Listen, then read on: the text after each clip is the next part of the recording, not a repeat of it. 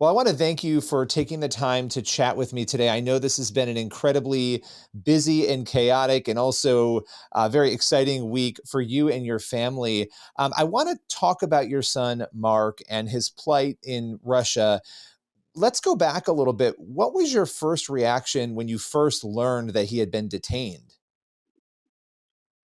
Well, it was a shocker, but I guess with the history of Russia, it shouldn't have been, that great a shock, but it was. And, it was for such an outlandish reason. It seemed that it would just blow over. Never expected that it would go as far as it did.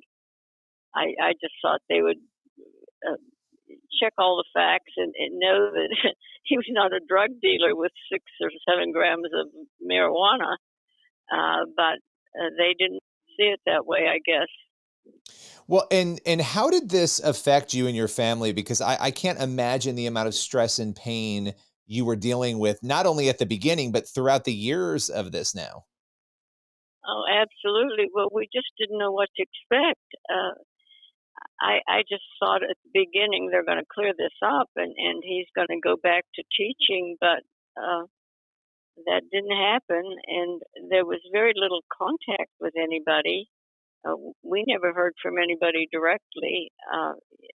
Jane, of course, Mark's wife left immediately, and they came back to the U.S., so there was really no way except through the prison to get any kind of news about Mark.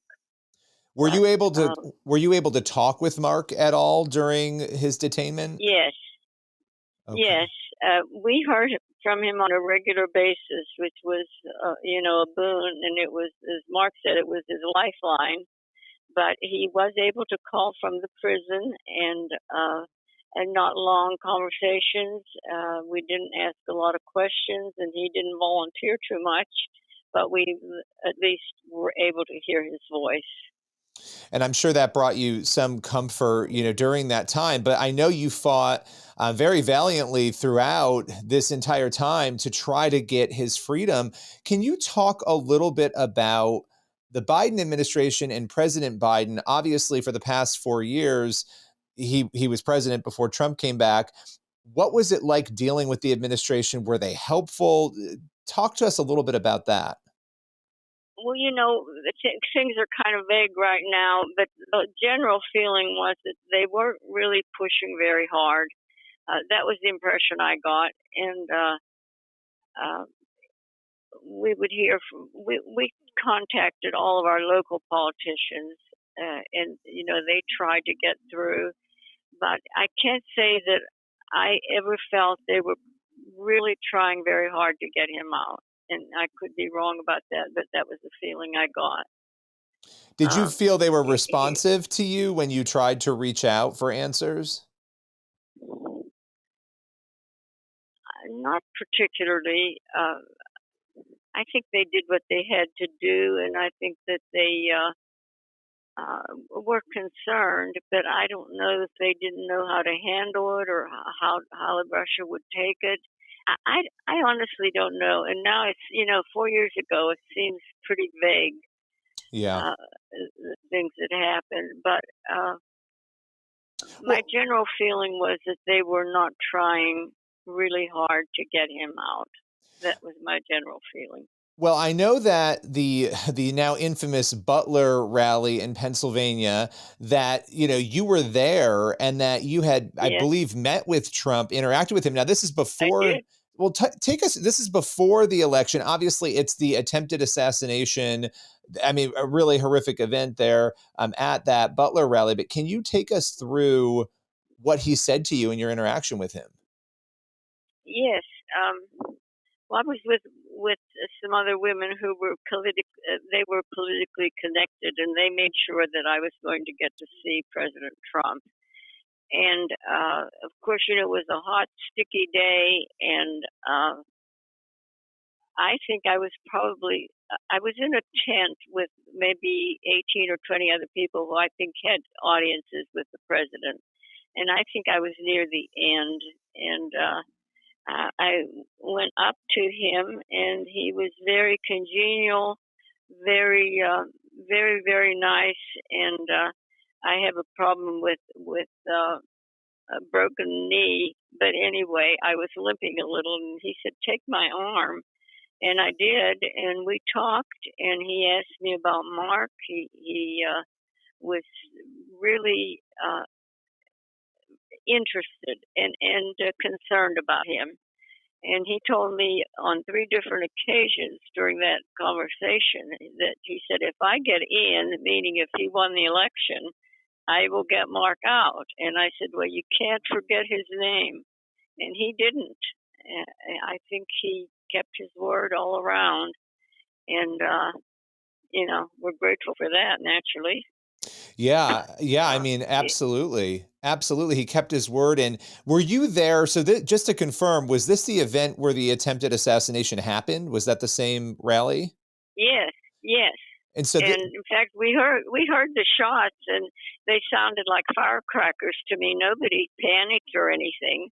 And then we realized that somebody had been shot, and everybody said, get down, and then they started to vacate the premises. But it all was very um, calm. There was no panic anywhere that I saw.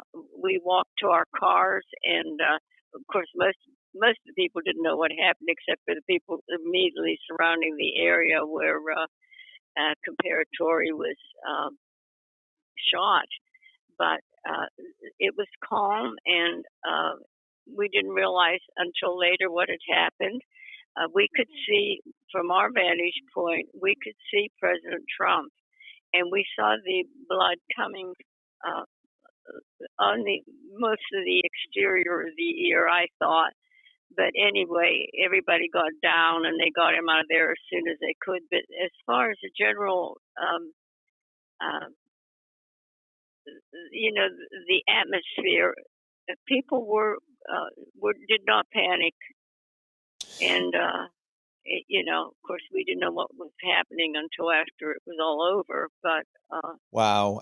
we had a very good vantage point of the president You where we know, were sitting.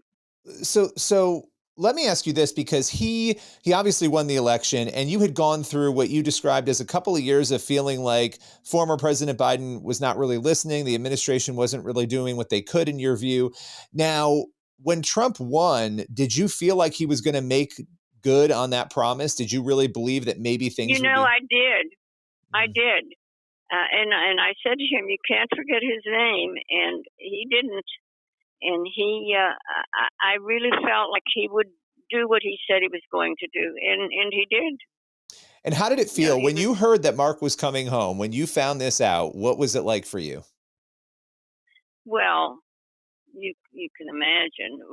We kept thinking every day we'd hear something, and weeks and months passed, and we had really kind of given up. And all, as I say, all of our local politicians offered remarks, in the Congress when they convened, and the local people tried really hard, and I think they did their job.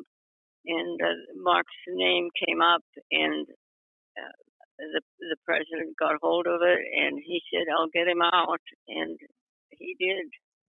How is So, Mark doing right now? How is he doing? Fill us in. I would imagine it's been very shocking and jolting and exciting for him and your family. oh yeah, I'm sure he was taken to. He flew into Washington D.C., and then they were taking him to San Antonio to some kind of a medical facility. I suppose it's government run. I don't really know.